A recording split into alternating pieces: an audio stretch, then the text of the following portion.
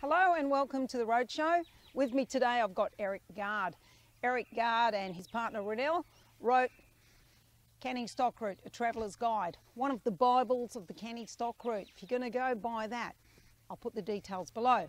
Anyway, Eric's with us today to talk about medical emergencies.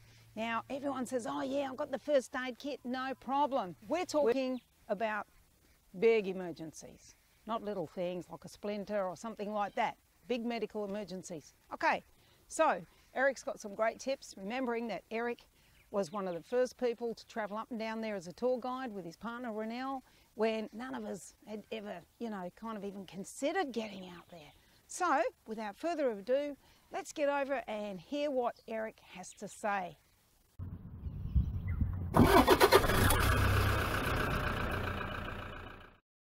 One of the things you have to realise that because of the isolation, in the event of an emergency arising, that it is a long way to anywhere. And a little example is that a few years ago, a young 13-year-old girl was climbing around a tree in Derby Springs. She slipped, fell down, broke her leg. Well, the nearest place for the Royal Flying Doctor Service to land an aircraft happened to be up near Well 23, and it's usually about a 2-day drive to get there. The people drove all that way, all night and early morning, arrived up there, found the airstrip was a little bit overgrown in places, but they managed to clear off, and so they made contact with the RFDS service, and they flew a plane out from Meekatharra, picked her up and took her back to get medical treatment. Let's do a run through. 1, we've got a medical emergency. 2, we need a sat phone. Hopefully we've got one. 3, we ring the Royal Flying Doctors Services, also known as RFDS. Hopefully you've got your number keyed in. Get advice off them. The advice was, you need to get it to the nearest airstrip. Now, that was 2 days drive away. So, off they go, driving away. Get there, found the airstrip, it's overgrown. So, they needed shovels and rakes and just to clean it up a little bit and a bit of, muscle to do it, and away she went, all safe. Well done. The other thing I would like to mention also with medical treatment is that we have had a case in one of our trips where a woman did not tell us that she was unwell. And she was unwell because she became dehydrated. The temperatures at the time were hitting the 40s every day. And she became quite dehydrated, and when I asked her husband where she was one night, she said, oh, she's sick. I said, what's wrong? And she said she can't keep even a glass of water down.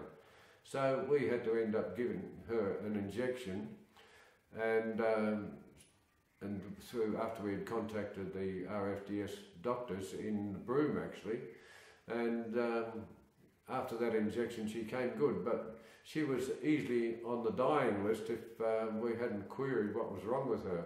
Example 2, this one's life and death. It's a real medical emergency. Don't have time to muck around. Now the first thing that's happening is both this woman and her husband knew she was sick, but they didn't say anything. Okay, so big lesson for us as trip leaders or people going along together.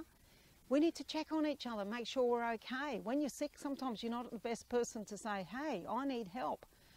So, luckily, Eric was trip leader, he's on the case. What's the matter with her then? Okay, then he realised we're in trouble. He rings the RFDS, gets advice. They authorised him then to give an injection. All right, so he did that. Wonderful. All is saved. They didn't have time to drive to airstrips, be picked up, taken to a hospital. This woman was on the edge, folks. Yeah, we all have medical kits and we can do first aid. That's fantastic, but sometimes, as in the case with this woman who had extreme heat stroke, they needed something much stronger than what we've got in a first aid kit. So, what do we do given that most of us don't have those things? We're not allowed to have them. Let's ask Eric. Pays at times, if you're in Western Australia, you can hire a full medical kit from the Royal Flying Doctor Service, and it pays to do so because you never know when something's going to crop up. Now Eric is talking about medical chests. These have to be kept under lock and key and one person is authorised to, you know, secure that. The medications within are only to be administered either by a medical practitioner, as in a doctor, or someone authorised. That's where the sat phone comes in. You ring, you get permission. What happened? They gave the injection. Saved that woman's life. Fantastic. Now, we all know what to do in the event of a snake bite, but if we're more than 3 days away from medical help, you know, this is ridiculous. We have to do something a bit quicker than that. So that's why we should all maybe consider these medical chests as four-wheel drive clubs. We're going out there, you know, why not? It's worth a look. And then we've got things on hand in the event of an emergency. We can save a lot of drama and cut to the chase. Okay, thank you very much, Eric. Always appreciate your advice. Don't forget, check out Eric and Ronelle's book, Canning Stock Route, A Traveller's Guide. Links are below. That's it from the Roadshow. Talk to you next time. Happy travels. Bye-bye.